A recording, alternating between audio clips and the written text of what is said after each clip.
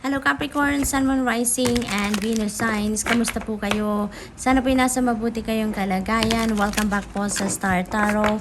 Kung bago kayo rito, welcome na welcome din po kayo. Thank you po sa inyong suporta. I truly appreciate. God bless you all po.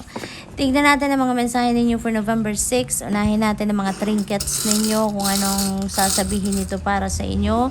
We have the rabbit. Ayan, napakagandang pagkakataon ito. Napakagandang period, napakaswerteng period ito para sa inyo because this symbolizes prosperity, abundance, good luck, good fortune. Kaya may swerteng parating sa inyo dito, no? Nasa horizon ninyo ang swerte. What else? We have horseshoe. Hala, Capricorn, uulan ng swerte sa inyo dito. Ito, definitely swerteng pangkaperahan si rabbit. Ito din si horseshoe. This symbolizes good luck din, ano? Kaya, ang swerte ninyo sa ngayon, maaring hindi lang pangkaperahan ang swerte na parating sa inyo dito, but maari din na swerte ito sa ibang bagay. Swerte din ito siguro sa mga naghahanap ng trabaho, swerte ito sa negosyo, swerte ito sa trabaho mismo ninyo, sa mga kaibigan, swerte sa pamilya, swerte sa mga katrabaho, sa mga nakakasama ninyo, yung mga ganon. This could be in any area of life na swerte ninyo, no? So, iba't ibang area, 'di ba? So, napakaganda lang. We have letter Y. Ayan. So, maybe letter Y is a significant letter for you around this time. Maaari din naman na si letter Y is your initial, or maaari din naman na this is the initial of the person that you are going to be dealing with around this time. So, tignan natin kung ano pa ang ganap. We have Page of Pentacles. Ayan. So, ang swerte talaga ninyo pagdating sa money, career, and finances din dito, no? Kasi si Page of Pentacles, ano to? Balita, impormasyon, communication, siguro may mga correspondence kayong matatanggap dito that is related to your money, career, and finances. Maaari din na related ito sa mga kontrata. Maaari may mga kontrata kayong pipirmahan around this time. At ang reminder din sa inyo ni Page of Pentacles is bago kayo pumirma ng kahit anumang dokumento, report, mga ganon, mga deed of sale, kung ano man dokumento na kailangan ninyong pirmahan, ang reminder nito sa inyo na you need to go through, no, the whole document from top to bottom, left to right, lalong-lalo na yung mga maliliit na yung mga fine prints ba, no, kailangan ninyong basahin din lahat ng nakasulat sa papel before you sign it. Basahin ninyong maigi nang sa gayon alam nyo kung ano yung pinipirmahan ninyo, no? So, yun din ang reminder sa iyo ni Page of Pentacles. Maaari din na mag-a-acquire kayo dito ng lupa, no? Or property. Maaari din ganun. Maaring may offer kayong, alam mo yung makikipag-bid kayo. Siguro may mga ganong sitwasyon din ang iba sa inyo dito, no? But definitely, magandang balita ito kasi maaaring meron kayo ditong in-applyan na trabaho, maaaring matawagan na kayo, maaaring for interview na kayo, or maaaring may matanggap kayo na balita na natanggap na kayo, maaaring ganon. Maaari din naman na this is a career opportunity, maaaring merong advancement dito for sa career ninyo, maaaring ganon ang ganap, maaari din naman na business opportunity ito, no? For some of you. So, ayan. So, what else?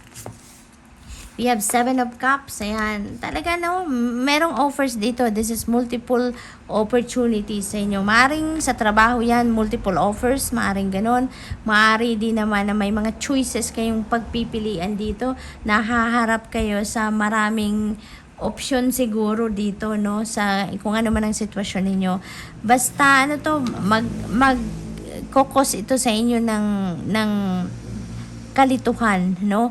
Kasi marami kayong titimbangin, marami kayong you're going to weigh things out dito, no? Hindi lang sa isang bagay kundi sa maraming bagay, no? Maraming offers ang maaring ibigay sa inyo or nasa harapan ninyo sa ngayon sa iba't ibang parte ng buhay ninyo. Maaring related din yan sa money, career, finances. For others of you, maari din naman na multiple opportunity ito para sa Sa relationship naman, maraming nanliligaw sa inyo, maaring ganun. 'Di ba? So it could be anything, pero nahaharap kayo dito sa pagpipili. Kailangan ninyong mamili, no? At sa pagkakataong malilito kayo, sa pagkakataong hindi ninyo alam kung alin yung kukunin inyo, kung alin yung desisyon na gagawin ninyo dito, ang solusyon dyan, tune into your intuition, no? Para hindi kayo malito, hindi kayo mahirapan sa pagdidesisyon, always check in with your intuition dahil laging dadalhin kayo niyan sa tamang desisyon. Laging tama ang direksyon na mapupuntahan ninyo dyan.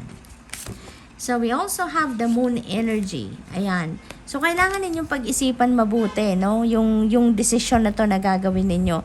Kasi, parang kung ano man ang hawak ninyong impormasyon ngayon, kung ano man ang hawak ninyong detalye para makatulong sa inyong pagdedesisyon, parang hindi pa kumpleto.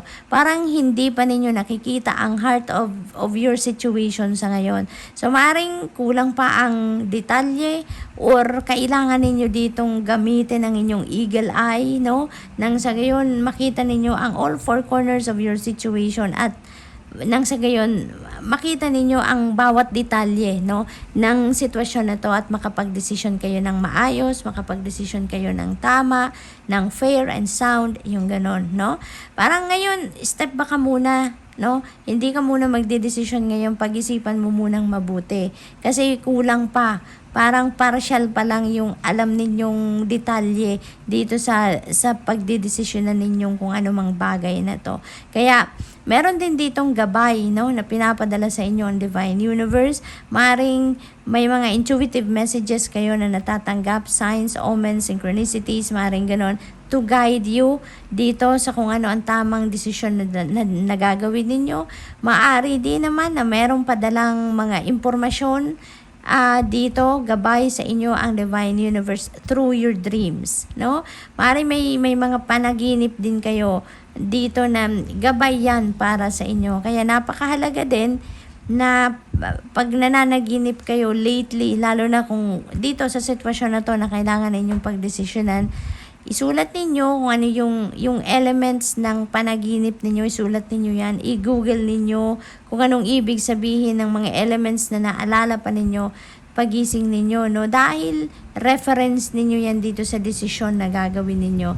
Gabay yan sa inyo, no? Yung mga napapanaginipan ninyo recently, ano yan, gabay yan sa inyo para makatulong sa inyong sitwasyon sa ngayon, no? So, ang reminder din dito sa inyo, always pay attention, no? Always pay attention to your intuition. Kung ano yung gabay sa inyo ng Divine Universe through your intuition, pakinggan ninyo, sundin ninyo dahil pag ginawa ninyo yan, lagi kayong mapupunta sa tamang direction, ano? Tamang desisyon. So, good luck, and that's all I have for you for today. I hope nakatulong ang mga mensaheng ito in some way. Thank you for watching. Love and light. Namaste. Hello Virgo, Sun, Moon, Rising, and Venus signs. Kamusta po kayo? Sana po ay nasa mabuti kayong kalagayan. Welcome back po sa Star Tarot. Kung bago po kayo rito, welcome na welcome kayo. Thank you po sa inyong suporta. I truly appreciate it and God bless you all. Tignan natin ang mga messages ninyo for November 6. Unahin natin ang mga trinkets ninyo. We have owl. Ayan. So, napakaliit niya, no? Kaya maaring merong slight change dito na mangyayari sa buhay ninyo. Maaring ano lang yan sa isang parte ng buhay ninyo. Merong konting tweaking kayong gagawin dito, no? Slight change lang talaga yan. So, we have peace. Ayan, napakaganda, no? Peace sign. Ibig sabihin dito na kung ano man siguro yung hindi ninyo pagkakaintindihan with another person, kung meron man, ano, maaaring magkaroon na kayo ngayon ng peaceful resolution, kaya magkakaroon na din kayo ng kapayapaan sa puso ninyo, magkakaroon na kayo ng peace of mind din, no? Kasi ayos na ang problema, ayos na kung ano man ang hindi ninyo pagkakaintindihan, na-solve na, kumbaga, no? Maaari din naman kung meron kayong mga difficult situations na pinagdaanan recently, maaaring nahanapan na din ninyo ng solusyon yan. Kaya ngayon medyo maayos na ang pakiramdam ninyo, maganda na ang takbo ng pag-iisip ninyo, mapayapa na ang inyong nararamdaman. So yun, maganda ang ganap. We have another owl. Ayan. So ito naman nakatangkirit naman si owl. So excited siya. Excited siya dito. So, yung mga pagbabagong ito na gagawin ninyo or mangyayari sa buhay ninyo, maaring ginusto ninyo to, pinagplanuhan ninyo to, kaya medyo excited kayo na simulan na ang mga pagbabagong ito sa buhay ninyo. It could be in any area of life, no? Iba't iba yan, depende sa inyong sitwasyon. Pero definitely, kung ano man ang gagawin ninyong pagbabago dito sa iba't ibang parte ng buhay ninyo, ano ninyo to, kagustuhan ninyo to, pinagplanuhan, pinag-isipan ninyo to, no? So, tingnan natin kung ano pa.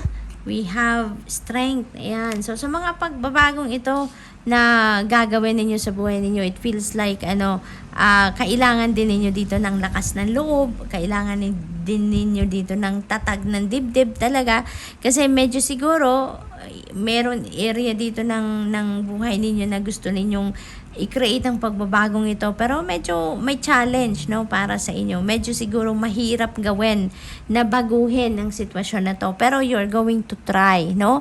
Kasi tutulungan ka dito ng Divine Universe at ng Spirit Team ninyo para mas lumakas ang inyong kalooban at hindi kayo umatras sa kung ano man ang plano ninyo. Pagpapatuloy ninyo yan, gagawin ninyo ang lahat para mangyari kung ano man ang gusto ninyong pagbabago dito, no? At maglalakas loob kayo dito na gawin ito, no? Medyo siguro challenging ito na pagbabagong ito, pero gagawa ninyo to ng paraan na matupad, mangyari talaga ang kung ano man ang gusto ninyong pagbabago dito. We have the Lover's energy. Ayan, decision making, no? May decision making kayo na kinakaharap dito. Maaring related dito sa relationship ninyo, love and romantic relationship. Maari din naman na decision making ito related din sa siguro sitwasyon ninyo sa mga kapamilya, relationship ninyo sa mga kapamilya or kaibigan, katrabaho, or siguro sa mga taong nasa paligid ninyo, no? So maaring meron din mga pagbabago diyan na gusto ninyo, mga relationship dynamics siguro dito gusto ninyong baguhin, no? Maaring meron ditong sitwasyon na iniisip din kayo na siguro magbabawas kayo ng kaibigan, no? Maaaring may mga ganong ganap ang iniisip ninyo dito, kaya medyo mahirap-hirap din siguro ang desisyon na to na pinag-iisipan ninyo, tinitimbang ninyo, no? Yung mga ganon.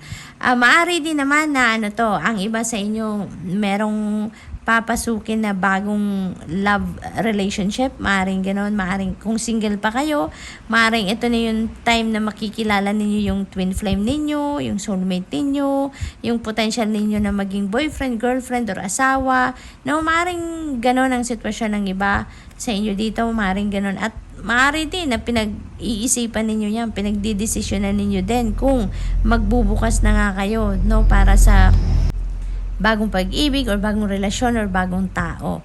Meron din ditong wedding, meron din ditong engagement siguro na maaaring maganap for some of you dito, Virgo. So, we have 10 of Swords. Ayan. So, 10 represents endings and beginnings, no? So, ito yung isa sa siguro mabigat ninyong desisyon na gagawin sa ngayon. Ano? Maaring kailangan talaga ninyo dito ng inner strength and courage para gawin ang bagay na to. Kasi maaring nanggagaling kayo dito sa sakit ng kalooban, burdensome situation dito, nasaktan kayo dito dati, nalugmo kayo, umiyak kayo, maaring may separation dito nangyari, maaring na-betray kayo dito ng person ninyo, o na-betray kayo ng isang kaibigan, isang kapamilya, no? Nanggagaling kayo dito sa hindi masyadong magandang sitwasyon, no? Usaping pag-ibig, usaping puso, usaping relasyon, no? So, nanggagaling kayo dyan, relasyon sa kaibigan, or even katrabaho siguro ninyo, meron ditong panlulokong ginawa sa inyo, no? Na talagang nasaktan kayo ng todo. Pero nakaraan na yan, pero binitbit ninyo ng medyo may katagalan ang sakit, no? Na naidulot ng sitwasyon na yan sa inyo. Pero ngayon, you are choosing to leave that situation na, no? Maaring meron na ditong acceptance, meron na ditong pagpapatawad, no? Kaya handa na kayong mag-move on. Handa na kayong mag-move forward na sa buhay ninyo para maka-experience naman kayo ng mas magandang sitwasyon, no? pinipili na ninyo dito yung happiness ninyo, yung peace ninyo, yung happiness, peace, yung magandang sitwasyon sa buhay na may harmony, 'di ba? Yung may peace of mind, yung may kapayapaan sa puso din ninyo.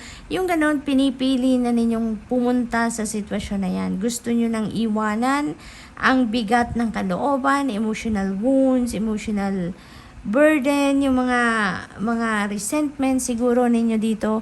You are ready to leave that behind you na, and handa na kayo dito na magsimula kayo ng bagong buhay na mas masaya, magsimula kayo ng bagong buhay ninyo on a clean slate. So kaya siguro kailangan ninyo dito ng inner strength and courage para magawa ninyo yan.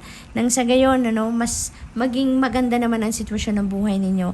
Napagdaanan nyo na to, so ngayon magdidesisyon kayong iwanan mo na yan at bigyan mo naman ng pagkakataon ng sarili mo na sumaya ka na sa ngayon, So, good luck to that, Virgo, and that's all I have for you for today. I hope nakatulong mga mensaheng ito in some way. Thank you for watching. Love and light. Namaste. Hello, Taurus, Sun, Moon, Rising, and Venus signs. Kamusta po kayo? Sana po ay nasa mabuti kayong kalagayan. Welcome back po sa Star Tarot. Kung bago po kayo rito, welcome din po kayo. Thank you po sa inyong suporta. I truly appreciate it and God bless you all. Tignan natin ang mga messages ninyo for November 6. Unahin natin ang mga trinkets. So we have the owl at si owl dito handang lumipad. Palipad na, nakatangkirit na. So, excited kayo dito. Excited kayong gawin ang mga pagbabago because this represents change and transformation and also intuition, Taurus, kung ano man yung mga pagbabagong iniisip ninyong gawin dito or yung mga transition na mangyayari sa buhay ninyo dito, may gabay kayo dito, Kaya parang heighten kayo ng inyong intuition dahil may mga downloads na papadala sa inyong Divine Universe dito to help you on how you're going to navigate these changes na mangyayari sa buhay ninyo. What else? We have the baby boy. Ayan. So malakas, malakas ang energy ninyo dito ng change, ng new beginnings, ng fresh start. So, meron talaga ditong mga magbabago sa iba't ibang parte ng buhay ninyo. Ang naririnig ko dito, relationship, So, maaaring merong pagbabago dito sa relationship ninyo with your person, relationship with kapamilya, kaibigan, katrabaho, or kanegosyo, So, maaaring nandun yung pinakamalaking pagbabagong gagawin ninyo. So, maaaring ganun ang ganap. So, new beginning energy din ito, New beginning energy. Kaya merong kayong mga sisimulan na mga bago dito, bagong sitwasyon. Maari din naman na baby boy or baby girl, i-welcome ng ninyo, Taurus, sa buhay ninyo, sa pamilya ninyo. Maaring manganganak na kayo, maaring person ninyong manganganak, kaibigan, or kung sino man na close to your heart, maaring merong i-welcome na baby, or siguro nagbubuntis na, merong magbubuntis. Ayan. So, what else? We have another owl. Ayan. Marami talagang pagbabago dito, na mangyayari. Siguro sa ibang parte ng buhay ninyo may malaking changes na gagawin kayo, or sa ibang parte naman merong konti lang, konting change lang ang gagawin ninyo. So we have the Justice card. Ayan. So you are getting what you deserve ngayon, Taurus. Kung anong para sa iyo, what is owed to you will be delivered to you. So ito yung maganda rin dito kasi mababalanse mo na yung buhay ninyo, May mga bagay dito na nung nakaraan siguro na-distract kayo, na-busy kayo, hindi ninyo nabigyan ng oras, panahon. Pero ngayon, order will be back in your life, system will be back, kaya mabibigyan nyo na uli ng oras ang bawat parte ng buhay ninyo. So, merong balanse dito, Merong balanse. Maaari din naman ang iba sa inyo is going to be dealing with a Libra person around this time. Maaari din naman na meron kayong Libra placement sa iyong chart, Or maaring you are siguro yung mga pagbabagong ito, maaring ang makakatulong ninyo dyan or ang susuporta sa inyo sa mga changes na yan siguro is also a Libra person. So maari din ganun ang ganap. For others of you, maaaring ano to, karmic justice, no? Ang napipick up ko dito, karmic justice. Siguro meron kayong mga may mga karmic debt kayo. Yun yung mga problema na lagi na lang sumusulpot sa buhay ninyo. Let's say for example, 5 years ago, na-experience nyo na yung problemang yan. Tapos ngayon, bumabalik uli. Same situation, same scenario. Maring ganun, ano? Yung mga pabalik-balik na problema na yan, no? Maaring karmic debt yan. At hanggat hindi ninyo napipick up or hindi ninyo natututunan kung ano yung lesson na dapat ninyong matutunan out of that situation, babalik at babalik yan, no? Pero ngayon, yung with the coming out of this justice card, ang napipick up ko dito, gagraduate na kayo sa kung ano man ang karmic debt na yan, no? Meron ng solusyon yan na makukuha mo na ang solusyon sa problemang yan sa ngayon, and at the same time, makukuha mo na, matututunan mo na kung ano yung lesson na hatid ng sitwasyon na yan, no? At hindi na yan muling babalik, no? Hindi na yan babalik sa inyo. Para ngayon, meron na kayong you're going to see that the light at the end of the tunnel. At yun na yun, ending na yan. Hindi na yan muling babalik na problema na yan.